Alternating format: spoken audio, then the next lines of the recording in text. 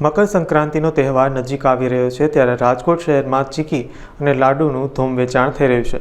લોકોના આરોગ્ય સાથે ચેડા ન થાય તે હેતુથી રાજકોટ મહાનગરપાલિકાનું આરોગ્ય વિભાગ એક્શન મોડમાં આવી ગયું છે।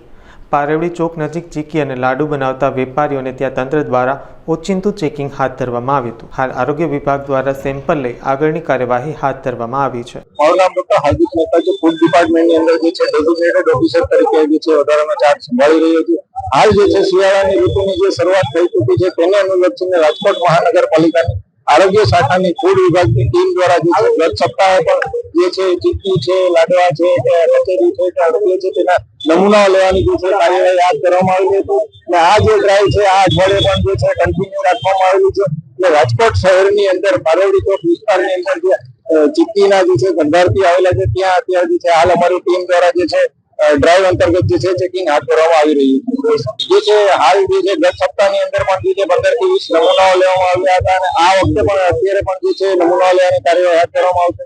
હાલ જે છે ચીકીની અંદર જે છે ભેળસેળ જે કહો છો કે તે છે એની શક્યતાઓ બિલકુલ નહિવત જેવી રહેલી છે, કારણ કે આ વસ્તુની અંદર જે છે વપરાતો કાચો માલ જેમ કે સિંગદાણા છે, ગોળ છે, મમરા છે, આ બધી વસ્તુઓ જે છે નિમ્ન કે હલકી ગુણવત્તાની હોઈ શકે છે।